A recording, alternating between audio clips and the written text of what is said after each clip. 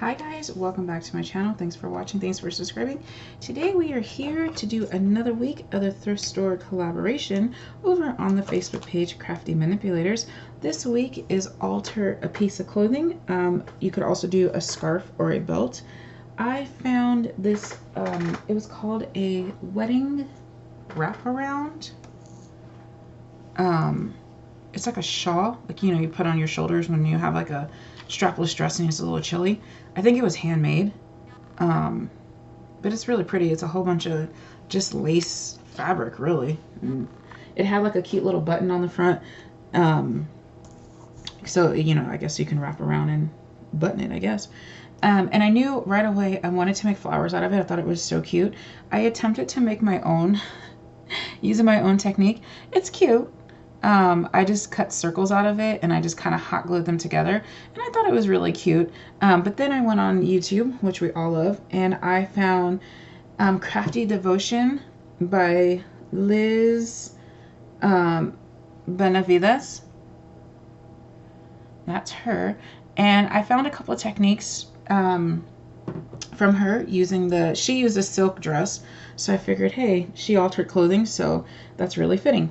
So all I did was I cut a length and a width from the shawl, and this one was like 5 inches by, I want to say 15.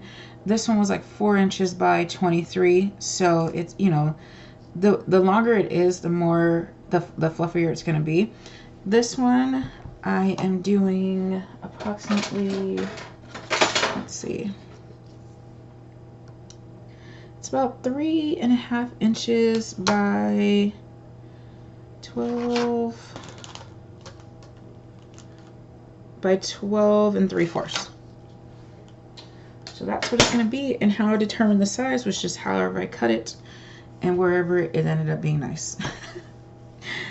So that's how this was very hard to cut. It's like a stretchy kind of fabric, and it was very hard to cut. And I don't have fabric scissors. I mean, these are fabric scissors, but I use them for everything: paper, glue, you know, score tape. I cut everything, so they're not as sharp, but that's okay.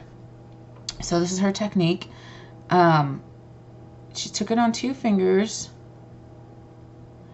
and just kind of wrapped it around, not too tight, not too loose, and you're just making sure that you're I don't know what I'm doing here. Your edges kind of line up as best as they can. I just line this edge up because this one, you know, it's a little harder to keep it lined up. It's not going to really matter in the end. Okay, so you have like a little thing like this, and now what we're going to do is just round the top. You can get exact with it if you want, but I just found going for it was perfect. So see how it just kind of rounded. You're just trying to make petal shapes, really. Nothing fancy. Okay, and just kind of making sure we get that little piece. And then this one is not rounded as much as I like, so I'm just going to go in and just round it a little bit more. Okay. These little scraps, I'm just going to keep a little piece of it because I'm going to use that to tie the middle as opposed to a piece of string. Liz did a piece of string, but I don't. Oh, and you also need a paper clip or hairpin. This is a 2.5 inch hairpin. Okay, now you're going to take your scissors and you're going to find the middle of all your little loops there, and you're going to cut into about your thumb. So put your thumb in the middle and just kind of cut in. And you're going to do that on all sides.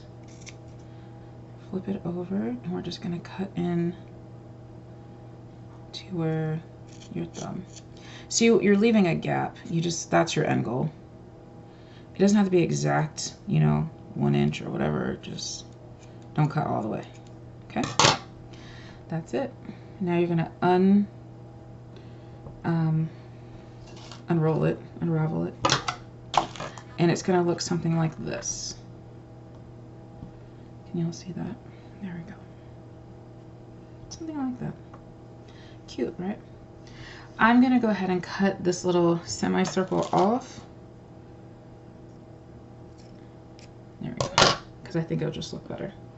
Okay, so now you just take the hairpin. You could do this with a needle and thread too, but I have no idea where my needle or my thread is, so I felt the hairpin method was way easier. You're just gonna bunch it all in your hairpin. I find it faster if I set it down and push the hairpin in. If you do it in your hand, it's a little, the bottom piece of the hairpin goes through the holes. So obviously if you're working with anything other than lace, it'd probably be just fine to pick it up and do it. But you see how fast that was. Okay, so you just want to kind of pull it. You can already see the flower shape. And just kind of make sure each petal is good. Okay, this is where you want to take your string or your scrap piece, and it actually would have been easier if I would have put it on the bobby pin first, but I didn't think about it. So I just kind of put it on the bobby pin like so, and just wrap it around. Your end goal is to tie that middle. So get all, find your middle again. Like I said, this fabric is hard to work with. See how it was very flimsy and it just ripped off. That's okay, bloopers. Okay. It's really not this hard. I'm just making it way more complicated than what it needs to be, apparently. Okay, so just come up, tie it in the middle. Okay, there we go. And, you know, you pull it tight, push the hairpin out, and then just make sure that middle is tight. Sorry, I had to sneeze, guys. Okay, so hopefully I didn't mess anything. No, I was still looking. Okay, so once you just did your first little knot, just kind of go in and do a second knot. The string would probably be a lot easier than, you know, what I'm doing, but I'm using what I have, guys. So now, as you can see, you just gotta fluff it up and make it to whatever shape that you want. So just kind of, I like to hold my thumb in the middle of where that knot is and just start pulling. And you're gonna have some wonky petals. Kind of find the other one on the other side and just, you know, pull it back in. Or cut it. No one's gonna know. Okay, so I want that little piece out. So you just fluff it until you get your desired look. And what you think is going to be the top may not necessarily be the top. By the time you're done pulling and whatnot, you may like the other side. There's no rhyme or reason to shabby flowers. Just keep going till you get your desired outcome. Kind of like the same as when I make the paper flowers. Just keep fluffing it until you get what you want. This one here, I don't like it, so I'm just gonna cut it like that. See? No big deal. And probably the same with this one. I feel this is too round and not shabby enough, so I'm just gonna kind of give it a little trim. And I'm gonna pull some more in and out. Oh, sorry, I'm shaking the camera. These little pieces. So here we go. I think this one looks pretty shabberific here.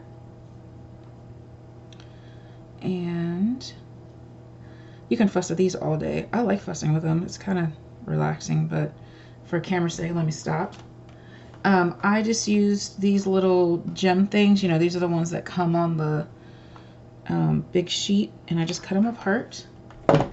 And I'm just gonna center that there. And I still want to fuss just a little bit more.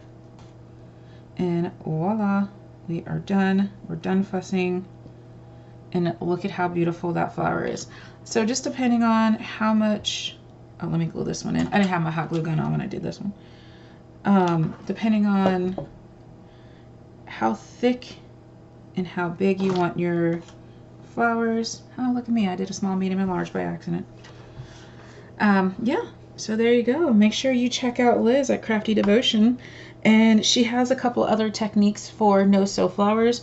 I thought that was super great because, like I said, I have no idea where my needle and thread are right now. But yeah, you guys definitely check her out and check out the Facebook page, Crafty Manipulators, and also our sister page, Coffee, Cake, and Crafting. Thanks, guys. Bye.